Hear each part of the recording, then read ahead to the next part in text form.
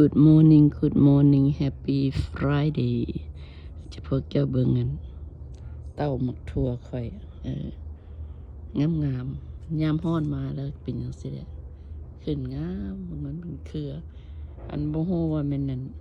หมักทั่วขาวทั่วแดงทั่วฟุ้มยังบ่ฮู้อันนี้ก็หมักเพชรหมักเพชรบ่ฮู้ว่าอันนี้มันเป็นจังไดดูอันนั้นมันเหลืองแล้วมันก็กุดๆแล้วหมักเล่นก็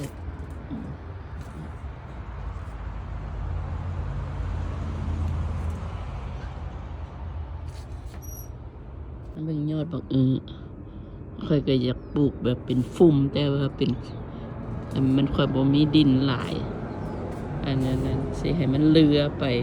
ค่อยมักให้ได้ปลูกบักนี่อันนี้แค่บักบวบเอาบักแตงออกแล้วเพราะว่าเคยเอาบักบวบใส่มันออกมาก็เลยจับข้างให้มันซะอันนี้ก็มะเขือจะตัดต้นกล้วยมาใส่ปุ๋ยเป็นปุ๋ยให้มันเป็นปุ๋ยให้มันมักเล่นค่อยก็เป็นอาวลายอยู่ข้างหลังบ้านนี่ยังบ่สุกให้กระบบเป็นหยังเพราะว่าค่อยมีกินหลายเนี่ยบักมี2 เครือนี่บ่ฮู้ว่ามันสิเป็นจังไดปลูกไว้แยงพวกจะปลูกไว้แยงอันนี้กันผักบุ้งนี่หน้าบ้านก็มีก็ผักแพรวนี่เขาปลูกใส่น้ำแบบที่ว่าน้ำดินซุ่มนี่นะมันสิบ่ตายอย่างเทื่อเด้อันนี้เป็นผักมันหยังก็ผักน้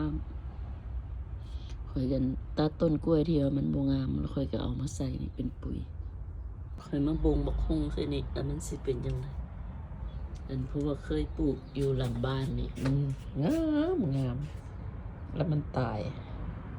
เพราะว่าหน้ามันเสาะออกมาเก็บผักหอมเสียเอามาใส่ลาบเพิ่นจะอันนี้ก็ผักหอมแพรวก็งามมันอยู่ห่มอันนั้นก็มักเล่นกับหน่อไม้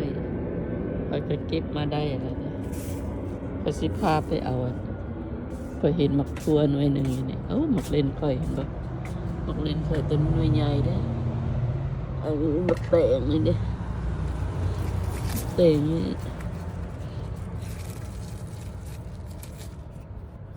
ตัวนั้นเอาไว้น้องเสียไว้เอาไว้เหนียวเบิ่งเนาะ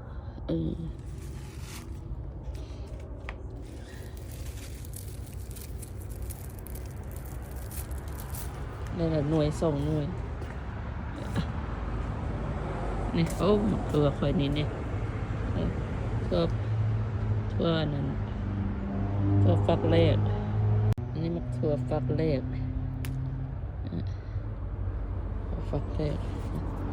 มันกำลังเป็นคอยกับพามันไปถามนี่ปีนี้ปลูกอยู่แถวนี้เพราะว่าตัดต้นไม้ออกแล้วเบิกมันมีแดดมีอย่างนะมันก็เลยสิได้กินงามๆมาเช้าไปคิวโหดกันอันนี้ก็น้ำมีอย่างก็น้ำที่ค่อย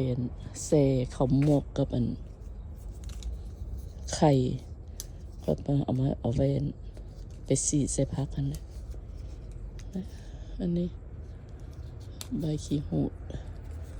เอาไปใส่ลาบหมู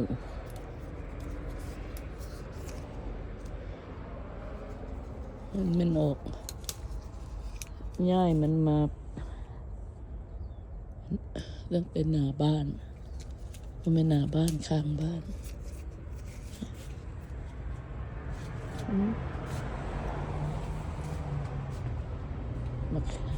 ใครได้บักลิน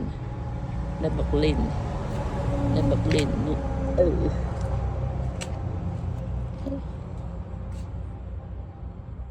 บิ่งดอกไม้ค่อยตัวนี้บานอีกดอกหนึ่งเด้นี่นะงามดีสะออนดีงามดี อันนี้หลังบ้านตอนเช้าปลูกดอกไม้ผสมประสาน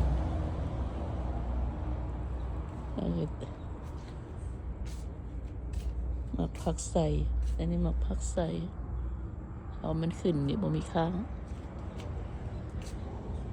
อันนี้ก็ต้นดอกจอกว่าเป็นว่าต้นดอกจอกว่านี่เป็นดอกแล้วว่านี่ไม่อยากเขาดอกนกจอกว่าอันนี้ไงมักทั่วค่อย2 กล่องอันนี้มอลเบอรี่ค่อยเป็นมาอีกแล้วเด้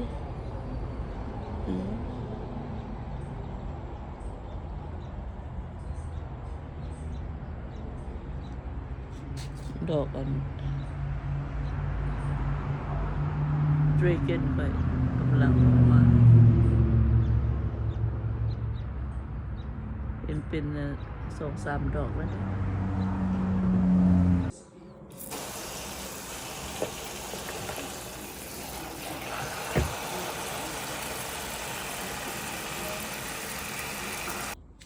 จะได้มาตัดเอาบักปีนี่ไปสลัดแล้วมันสุดแล้วเด้มันสุดแล้วเด้